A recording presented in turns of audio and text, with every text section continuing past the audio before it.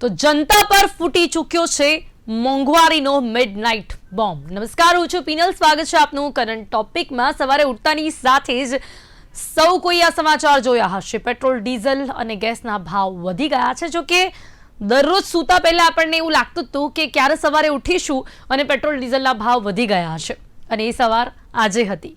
કારણ કે વડાપ્રધાન નરેન્દ્ર મોદીએ જે અપીલ કરી હતી ત્યાર પછી બધાના મનમાં આ હતું જ કે પેટ્રોલ ડીઝલના ભાવ ક્યારે પણ વધી શકે છે, ને લગભગ તો લોકોને તારીખ પણ ખ્યાલ હતી કે 15મી તારીખ છે કે જ્યારે આ ભાવ વધી શકે છે।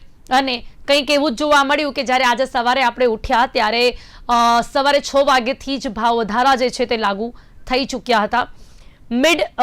મિડલ ઇસ્ટ સંકટ વચ્ચે જે પેટ્રોલ ડીઝલના ભાવમાં મોટો ઉછાળો થયો છે, એમાં પેટ્રોલમાં પ્રતિ લીટર 3 રૂપિયા એટલે 2.99 ઓલમોસ્ટ 3 રૂપિયાનો વધારો છે। નવો ભાવ છે હવે 97.50 રૂપિયા। ડીઝલમાં પણ 3 રૂપિયાનો જ વધારો છે, એટલે નવો ભાવ છે 93.29। અને ગેસમાં પણ જે ભાવ વધારો થયો છે 2 રૂપિયાનો ભાવ વધારો થયો છે।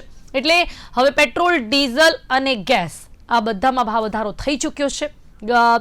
ગઈકાલે જ અમૂલ દૂધના ભાવમાં વધારો થઈ ચૂક્યો હતો। ગેસ સિલિન્ડરના ભાવ ઓલરેડી આસમાને ચાલી રહ્યા છે। જો કે વાત આજે આપણે કરી રહ્યા છે કે ખરેખર આ મોંઘવારીનું જો કારણ છે તે કારણ માટે જવાબદાર શું આપણે સરકારને ખરેખર ગણાવી શકીએ?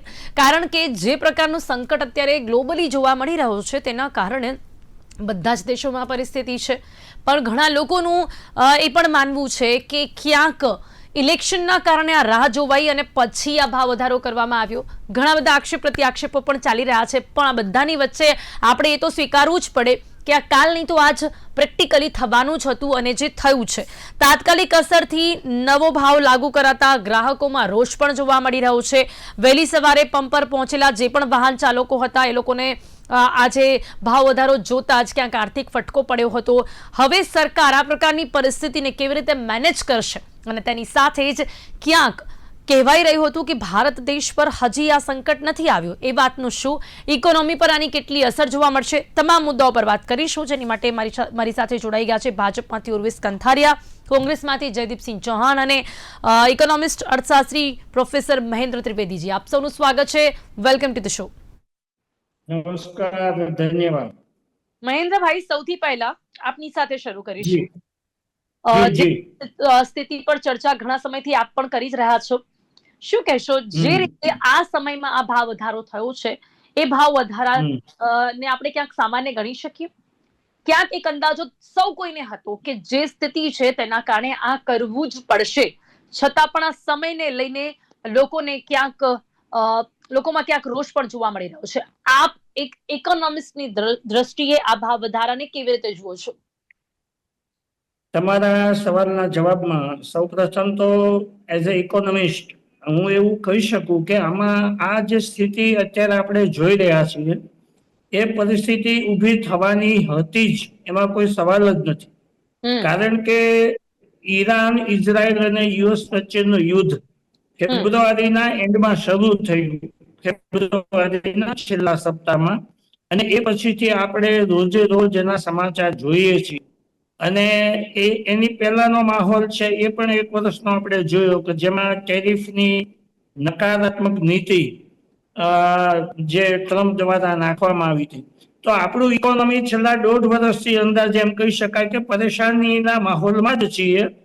આપણે નહીં, વિશ્વના મોટા ભાગના દેશો, પશ્ચિમ એશિયાના તમામ દેશો એ ખાંડી સંકટને કારણે, જહાજો નહીં ચાલવાને કારણે, યુદ્ધનો કોઈ સમાપન તરફ નહીં જવાને કારણે આ પ્રશ્ન એટલો પેચીદો થઈ ગયો છે કે જેમાં પૂરા વિશ્વના મોટા ભાગના દેશો ઉર્જા એટલે કે ઈંધણના વપરાશમાં અને એની પ્રાપ્તિમાં એ લોકો મુશ્કેલી અનુભવે છે। આપણે જોયું કે નજીકના જે બધા દેશો છે, બાંગ્લાદેશ છે, પાકિસ્તાન છે, નેપાળ છે, શ્રીલંકા છે, એવા ઘણા દેશો છે કે જ્યાં લોકડાઉન જેવી પરિસ્થિતિ ચાલે છે। મોંઘવારી ત્યાં વધી છે, પેટ્રોલ ડીઝલના ભાવ ઘણા બધા વધ્યા છે। એ માહોલમાં આપણે સરકારની ઓઇલ કંપનીઓને રોજે રોજ તમે ગણો તો 30,000 કરોડનું નુકસાન જતું હોય છતાં આપણે એને બને ત્યાં સુધી આપણી પર માર ના આવે એવા પ્રકારનું આયોજન કરી અને ગવર્મેન્ટે ચલાવ્યું। પણ કાચા ક્રૂડના પ્રતિ બેરલ ભાવ છે કઈ 100 થી નીચે આવે નહીં, અને એમાં ઉછાળો આવે એટલે સ્વાભાવિક રીતે એ તમે નિયમ એવો છે ડિમાન્ડ સપ્લાય નો કરો. એટલે અત્યારે સવાલ એ છે કે આપણે ટૂંકા ગાળામાં કશું તાત્કાલિક એનું રેમેડી આપણા હાથમાં નથી. માનનીય મોદી સાહેબે પોતે એવું કહ્યું કે આપણી પાસે પેટ્રોલના કુવા નથી. એનો મતલબ એ છે કે આપણી પાસે કન્ઝમ્પશનની સામે આપણું પોતાનું ઉત્પાદન 10 થી 15% વધીને છે, બહારથી બાકીનું મંગાવીએ છીએ. એવા સંજોગોમાં જે ભાવ વધારો થવાનો છે, શોર્ટેજ ઊભી થવાની છે. બીજું કે આપણી પાસેનો સંગ્રહ જે છે કેપેસિટી, સ્ટોરેજ કેપેસિટી પણ મર્યાદિત છે. અને એનો ઉપયોગ એ તમે જુઓ તો petrol, diesel, gas, CNG, PNG જેટલા પણ સાધનો છે, પરિવહન છે, ખાવા પીવામાં, ઉદ્યોગોમાં દરેક જગ્યાએ એનો વપરાશ થાય છે. એવા સંજોગોમાં આ પરિસ્થિતિ એક એવી છે કે એમાં ગવર્મેન્ટને દોષ દઈ શકાય એવું નથી. કારણ એ છે કે સંજોગો એવા છે. જાહેરાત મોદી સાહેબે કરી, મોદી સાહેબના ખ્યાલમાં હતું, આપણા દેશની પબ્લિકના ખ્યાલમાં હતું કે ગમે ત્યારે ભાવ વધારો થશે, લોકો રાહ જોતા તો કે મોંઘવારી વધશે, એનો અણસાર આવી ગયો. તો તમે કોમર્શિયલ જે એલપીજી ના સિલિન્ડર ના ભાવ વધ્યા હમણાં જ થોડા દિવસ પહેલા, ત્યારે લોકોને એમ હતું કે હવે પેટ્રોલ ડીઝલના ભાવ પણ 15 થી 35 ની વચ્ચે વધવા જોઈએ. આ તકે હું તમને કહું કે અત્યારે 3 રૂપિયાનો ભાવ વધારો કર્યો છે. એમ છતાં કે જે સરકારને 1 લીટર પેટ્રોલમાં ઓછામાં ઓછા આપણે કહી શકીએ 17 રૂપિયા, અને ડીઝલ ની અંદર એમ કહી શકીએ કે 37 રૂપિયાનું હજી પણ નુકસાન છે. આ 3 રૂપિયાનો વધારો કર્યો એટલું નથી, હજી આના ભાવ વધવાના છે. એ હમ પાકી વાત છે ને, એમાં એનો દોષ પણ આપી શકાય નહીં. મહેન્દ્રભાઈ, પણ આ ભાવ વધારાને આપ સામાન્ય ગણો છો? કરવું જ પડે એવું છે? કોઈ પણ સરકાર હોત અત્યારે આ પરિસ્થિતિનો સામનો તો કરવો જ પડ્યો હોત. સવાલ નથી કે આપણા ખુદ પ્રશાસનમાં મોદી સાહેબે અપીલ કરી, એનો મતલબ એ છે કે આપણે પેટ્રોલ ડીઝલ ને કઈ રીતે વિવેકપૂર્ણ વાપરીએ વપરાશમાં. એમ નથી કીધું બંધ કરી દો, બધું બંધ કરી દેવું નથી કીધું, નથી એને રેશનિંગ કર્યું. હજી એ તબક્કો આવ્યો નથી. લોકડાઉન ની જાહેરાત કરી સમજો, પણ પબ્લિકે જ્યાં માસમાં જતા હોય તો રેલનો ઉપયોગ કરે, બસનો ઉપયોગ કરે, વૈકલ્પિક ઈવી વાહનોની વપરાશ વધારે અને કરકસ રીતે વાપરે, તો જેથી કરીને બર્ડન વધારે આવે નહીં. ઓકે, બીજું એ છે કે જી જી, પેટ્રોલ બીજી વાત ડીઝલ પણ આપણે કરીએ મહેન્દ્રભાઈ ચોક્કસથી. પણ પહેલા આપણે ઉર્વિશભાઈ સાથે વાત કરી લઈએ. ઉર્વિશભાઈ, આપ તો ચોક્કસથી ઇકોનોમીને પણ બહુ સારી રીતે સમજો છો. હવે અચાનક જ રાત્રે જે પ્રકારે ભાવ, હું અચાનક પણ નહીં કહું, કદાચ લોકોને ખબર જ હતી કે આ ભાવ વધારો થશે જ, પણ સવાલ એ પણ ઉભો થાય છે કે ક્યાંક ને ક્યાંક એક અંદાજો પહેલાથી આવી ગયો હતો, તો લોકોના જે આક્ષેપો છે કે ઇલેક્શનમાં અને એની સાથે સાથે જે પ્રકારે પશ્ચિમ બંગાળમાં પણ હતું, ગુજરાતમાં પણ હતું, ત્યારે ઘણા પૈસા વપરાયા, ઘણી ગાડીઓમાં રેલીઓ થઈ. શું ત્યારથી એક અંદાજો નતો? ઘણા નિષ્ણાંતો હશે, પહેલાથી જ એમને આઈડિયા આવી ગયો છે. વોર અત્યારે તો શરૂ થઈ નથી, બહુ પહેલાથી શરૂ થઈ હતી. બધું જ કામકાજ પતી ગયું અને પછી આ જે થયું, એવા આક્ષેપો ભાજપ પર જે થઈ રહ્યા છે, એની માટે શું કહેશો આપ? જી, આપણે છેલ્લા 5 વર્ષથી જે આપણે પ્રાઇસનો ટ્રેક જોઈએ પેટ્રોલ ડીઝલ, તો સતત આપણે 95 રૂપિયા ઉપર સ્થિર રાખી શકીએ છીએ. એટલે આ 3 રૂપિયાને આપણે ગણીએ તો 5 વર્ષમાં લગભગ 3% વધારો થયો. 5 વર્ષમાં.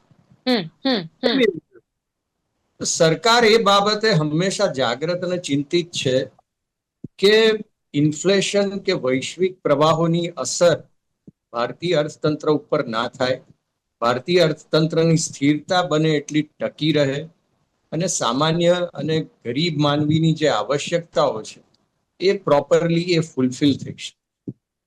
એના માટે સરકારે પોતે ઓઇલ કંપનીઝને જે નુકસાન થતું હતું એ નુકસાન સરકારે સરભર કર્યું, ટેક્સ એક્સાઇઝ પણ ઓછી કરી, અને પેટ્રોલના ભાવ 5 વર્ષ આપણે સૌ જાણીએ છીએ કે 95 રૂપિયા 94 રૂપિયા પ્રાઇસ છે પેટ્રોલ, એ હવે 3 રૂપિયા વધી છે.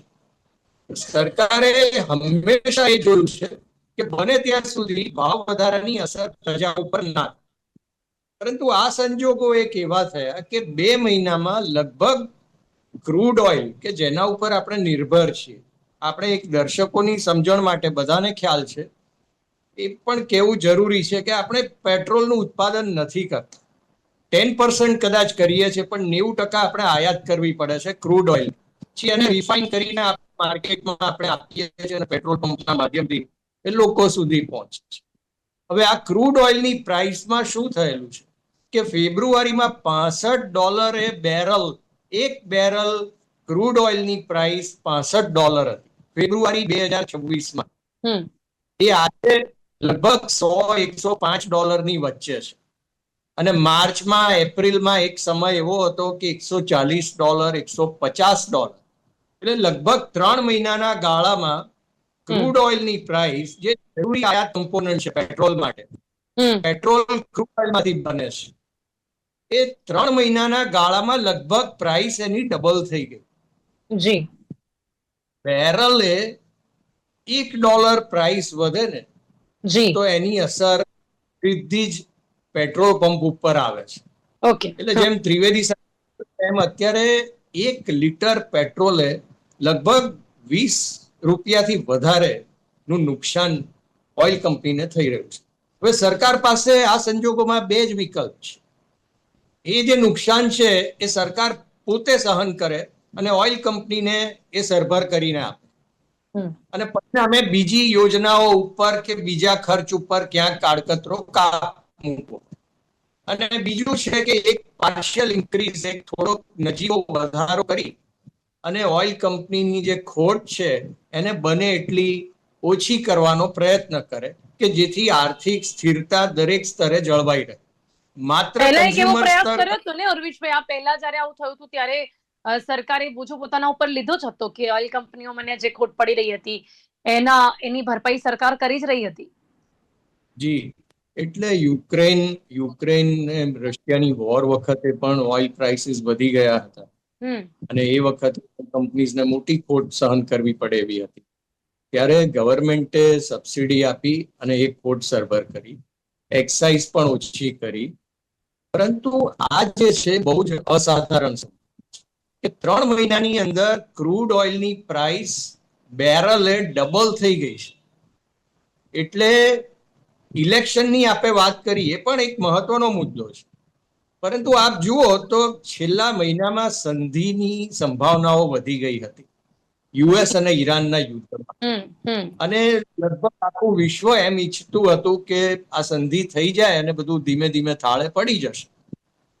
પરંતુ છેલ્લે એ સંધિ થવાની હતી, એ વાટાઘાટો ઉપર આવી ગયા હતા ઈરાન અને યુએસ, એના ડોક્યુમેન્ટ્સ એક્સચેન્જ થઈ રહ્યા હતા, અને સડનલી એમના આંતરિક કારણોસર એ સંધિ ના થઈ શકી અને એની અસર ઓઇલ માર્કેટ ઉપર સીધી પડી.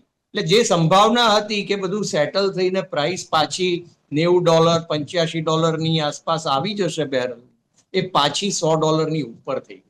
એ ઇલેક્શન પછીની આખો ઘટનાક્રમ છે. ઓકે, એટલે એ સમય આપનું માનવું છે કે સંભાવના હતી એટલે પહેલા ના થયું અને પછી થયું. ચલો એના ઉપર પછી આવે. શું જયદીપભાઈ શું કહેશો? પહેલા તો મને એક સામાન્ય વ્યક્તિ તરીકે આ ભાવ વધારાને આપ કેવી રીતે જુઓ છો, પછી આપણે કોંગ્રેસ તરીકે જે પણ વિરોધ આક્ષેપની વાત કરવી હોય આપણે કરશું, પણ એક સામાન્ય વ્યક્તિ તરીકે ને ગ્લોબલી જે સિચ્યુએશન જોઈ રહ્યા છો એ તરીકે આપને પણ શું લાગે છે કે આ ભાવ વધારો જરૂરી હતો? ₹95 અત્યારે પેટ્રોલ મળે છે. એમાં તમે જોશો ને સાહેબ, બધા હમણાં બંને જણાને એટલું બધું હતું કે ઓઇલ કંપનીને બહુ નુકસાન થાય છે, બહુ નુકસાન થાય છે. ત્યારે ₹65 મળતું હતું પર બેરલ, ત્યારે બેનિફિટ ઓલરેડી 500 નતા કરવામાં, 95 ઓલરેડી વધારે લોકો ચાર્જીસ કરતા હતા. આજે બી ₹95 તમે જોશો ને મેન તો ₹50 થી ₹52 જ એની કોસ્ટિંગ છે. એક્સાઇઝ ડ્યુટીમાં કેમ ગવર્મેન્ટ ઓછું નહીં કરતી? ₹20 લે છે હજુ પણ સ્ટેટ ગવર્મેન્ટ, એવી સ્ટેટમેન્ટની સરકાર છે. ₹15 સ્ટેટ ગવર્મેન્ટમાંથી બધું લોકો પાસેથી લૂંટી લેવું છે તમારે, બેનિફિટ કોઈ આપવા નથી.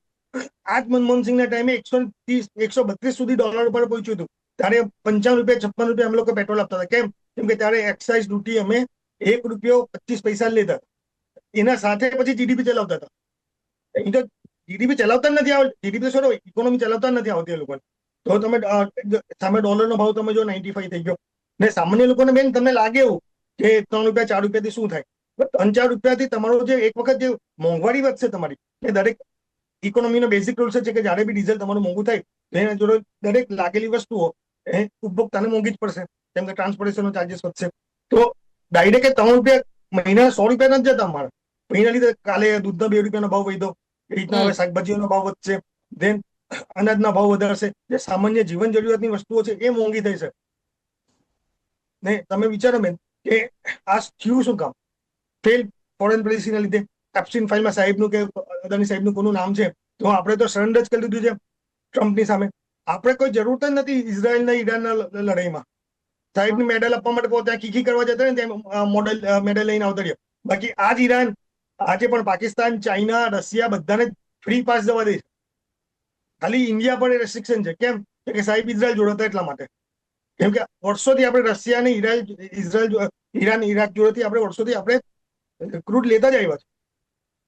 જયદીપભાઈ, પણ અત્યારે તો બધા દેશોની પરિસ્થિતિ ખરાબ છે. ક્યાં આપણે કમ્પેરિઝન કરી રહ્યા છીએ? અત્યારે તો આપણે તો મોડા ભાવ વધારો કર્યો છે.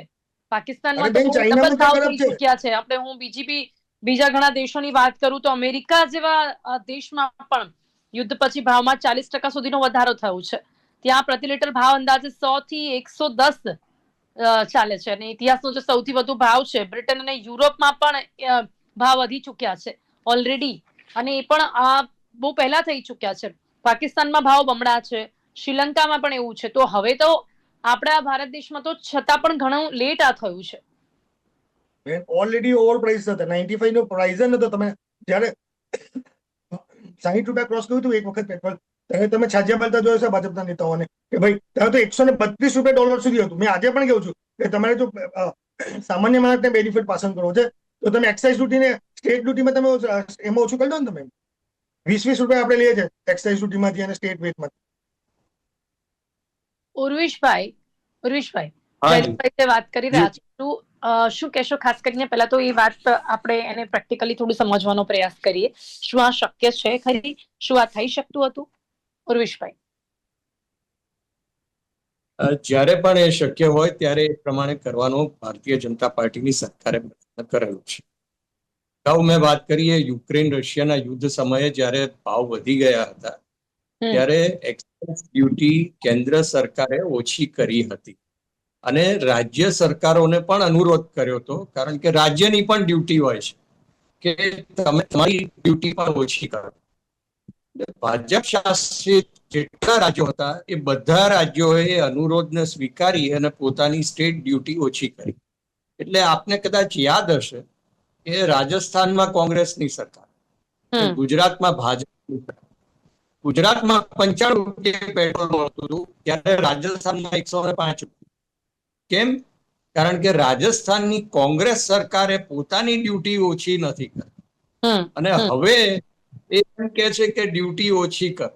પણ જ્યારે ડ્યુટી ઓછી કરે કેન્દ્ર સરકાર, ત્યારે જ્યાં રાજ્ય સરકાર છે એ કોંગ્રેસની હોય તો એ કોંગ્રેસની ડ્યુટી ઓછી નથી થતી અને લોકો ઉપર એ ભાવ વધારો જાય છે.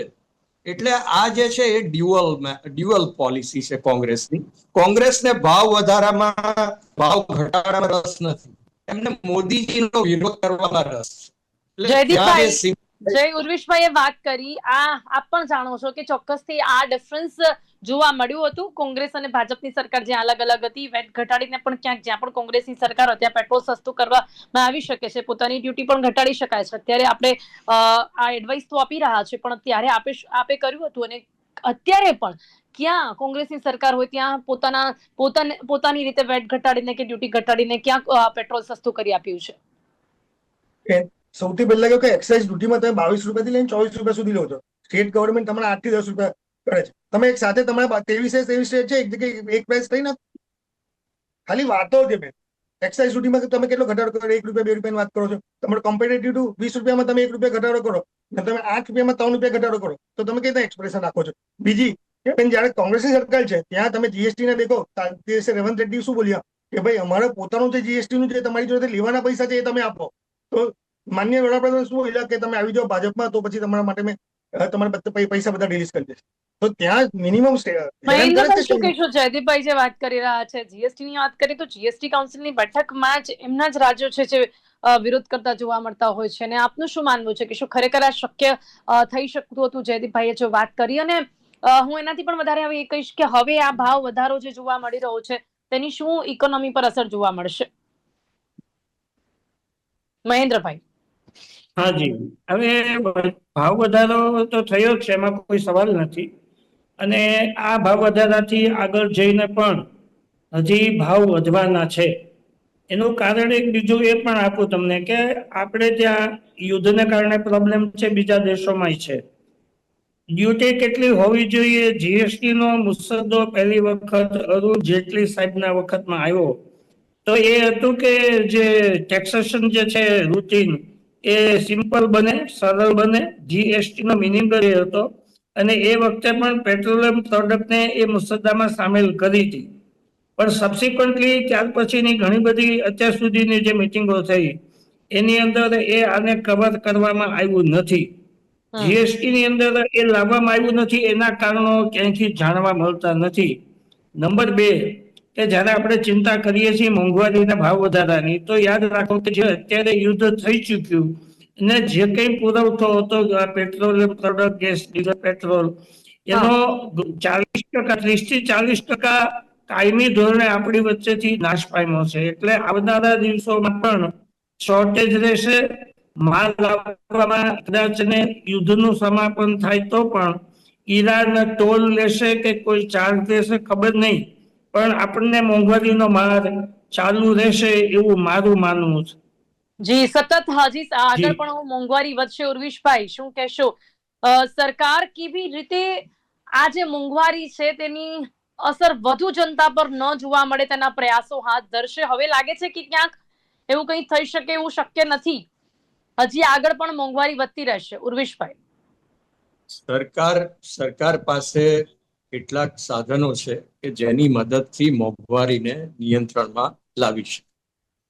પેટ્રો પ્રોડક્ટ્સની વાત છે તો ટેક્સેશન છે. આપણે ઉત્પાદન નથી કરતા કે આપણે રિફાઇનિંગ આપણે પોતે ઓઇલ માર્કેટિંગ કંપનીઝ કરે છે, પણ સરકાર શું કરી છે? સરકારની પાસે ટેક્સેશન છે. એટલે ત્રિવેદી સાહેબનો જે મુદ્દો છે એ ખૂબ જ ઉપસ્થિત મુદ્દો છે કે જ્યારે 2012માં જીએસટીની ચર્ચા ચાલતી હતી સંસદમાં, ત્યારે એવો પ્રસ્તાવ મૂકવામાં આવેલો હતો કે પેટ્રો પ્રોડક્ટ્સને પણ જીએસટીના પરવ્યુમાં લાવવામાં. એ જે ચર્ચા હતી એને ખરડામાં કન્વર્ટ જ ના થયું. યુપીએ સરકાર એમને એમ હતું કે પેટ્રોલ જીએસટીમાં આવી જશે તો આવકો ઓછી થઈ જાય. એ બેઠકોમાં એમના જ રાજ્યમાં જ્યાં છે એ લોકોએ વિરોધ કર્યો હતો. પણ હવે અત્યારે હું એ પૂછવા માંગીશ અંતમાં, ઉર્વિશભાઈ, ખૂબ જ ઝડપથી, કે હવે સરકારની શું તૈયારી રહેશે? સરકાર હંમેશા સત્તેજ રહી અને પહેલા તો જે આપણે ઉપલબ્ધ કરવાનો છે જે જથ્થો, સપ્લાય ચેઇન આપણે વ્યવસ્થિત મેન્ટેન કરીને પેટ્રોલ અવેલેબલ કરવાનું છે, કારણ કે અનિવાર્ય હતા. એ પ્રાથમિકતા છે. બીજું કે ભાવ જેટલા બને એટલા નિયંત્રણમાં રાખી શકાય. જ્યાં થોડો નજીવો ભાવ વધારો કરવો પડે કે ટેક્સમાં છૂટછાટ આપી શકાય કે કોઈ અન્ય સબસિડી દ્વારા કેવી રીતે નિયંત્રણમાં આપી શકાય કે જેથી સમગ્ર અર્થતંત્ર ઉપર, સામાન્ય માનવી ઉપર મોંઘવારીની અસર બને એટલી ઓછી થાય. એક વસ્તુ આપણે સ્વીકારવી પડશે કે આ યુદ્ધ હજી ચાલુ છે, વાટાઘાટો હજી પૂરી નથી, સંધિ થઈ નથી. કાલે શું થવાનું છે આપણને ખબર નથી. અને આપણે રિસીવિંગ સાઈડ ઉપર છે. આપણે બહારથી ક્રૂડ ઓઇલ લાવી અને પછી આપવાનું. જી, બિલકુલ. એટલે પ્રયાસો સતત ચાલુ રાખવા પડશે. અંતમાં એક જ લાઈનમાં, જયદીપભાઈ, શું કોંગ્રેસ પાસે કોઈ એવી રીત કે કોઈ પણ સજેશન છે આ પ્રકારની વિરોધ કર્યા સિવાય? કોઈ એવું સજેશન આપી શકો છો કે જે આ પ્રકારની પરિસ્થિતિમાં કામ લાગે? સૌથી પહેલા તો આપણી ફોરેન પોલિસી સારી કરવી પડશે. ફોરેન પોલિસીમાં જે અત્યારે આપણે જે ઈરાન સાથે રિલેશન બગડ્યા છે, રશિયા સાથે રિલેશન બગડ્યા છે, બીજા બધા દેશો સાથે રિલેશન બગડ્યા છે, તો એના સાથે તમારું થશે તો ત્યાં જે આજે જે વગર ટેક્સમાં જવા દે તે ખાડીમાંથી, ત્યાં આપણે પહેલેથી લેતા જ હતા ઈરાન સાથે, તો તેને ત્યાં આપણે પાછું રીડેવલપ કરવું પડશે. અને બીજા વસ્તુ કે આના માટે મોંઘવારી માટે તમારે કોઈને કોઈ સારા વ્યક્તિને અપોઇન્ટ કરવો પડશે એઝ અ ફાઇનાન્સ મિનિસ્ટર, કે જે વ્યક્તિને ખરેખર ઇકોનોમીનો નોલેજ હોય, જે ઇકોનોમીને ડેવલપ કરી શકશે, જે ખરેખર જીડીપીના આંકડા આપી શકશે. દેશમાં છે ઇવન ભાજપમાં સુબ્રમણ્યમ સ્વામી જેવા સારા ઇકોનોમિસ્ટ છે, પણ એવા લોકોને તમે રબર સ્ટેમ્પ જેવા ફાઇનાન્સ મિનિસ્ટર ના બનાવો જે રિયલમાં દેશ માટે કામ કરી શકે. હમણાં જીએસટી ની વાત કરતા હતા, એમાં છોડો એ વસ્તુ, પણ એમાં સૌથી વધારે એ છે હા જી, એટલે ક્યાંક ફોરેન પોલિસીમાં વિશે વિચારવાની જરૂરિયાત છે આપની મતે. ઓકે, આશા રાખીએ છીએ કે આવા કોઈ પ્રયાસો, પણ મને નથી લાગતું કે અત્યારે એ સિચ્યુએશન છે કે એવું કંઈક થઈ શકે. હાલ ફિલહાલ તો આપણે આપણી જે પોલિસીસ છે એના ઉપર જ ક્યાંક કંટ્રોલ કરીને અને જનતા ના સમર્થનથી જ આ પરિસ્થિતિને કંટ્રોલ કરી શકીશું. સમય અહીંયા સમાપ્ત થાય છે. ઉર્વેશભાઈ, જયદીપભાઈ, મહેન્દ્રભાઈ, આપ સૌ અમારી સાથે ચર્ચામાં જોડાયા તે બદલ આપનો ખૂબ ખૂબ આભાર. Thank you so much. ધન્યવાદ. Thank you. તો ડીલર એસોસિએશન પ્રમુખે પણ કીધું છે કે પેટ્રોલ ડીઝલના ભાવમાં જે વધારો થયો છે તે જરૂરી જ હતો. આ બહુ જ એવું કહી શકાય છે કે પ્રેક્ટિકલી ભાવ વધારો થશે, જેના કારણે જ આ ભાવ વધારો થયો છે. પરંતુ ક્યાંક ને ક્યાંક હજી આવનારા દિવસોમાં પણ આ મોંઘવારીનો માર જનતાને સહન કરવો પડી શકશે, કારણ કે હજી પણ ગ્લોબલી જે સિચ્યુએશન છે, જે મિડલ ઇસ્ટમાં જે યુદ્ધ ચાલી રહ્યું છે તે અટકવાનું નામ નથી લઈ રહ્યું. કરંટ ટોપિકમાં અત્યારે બસ આટલું જ. ફરીથી મળીશું નવા વિષયની સાથે. ત્યાં સુધી રજા આપશો. નમસ્કાર.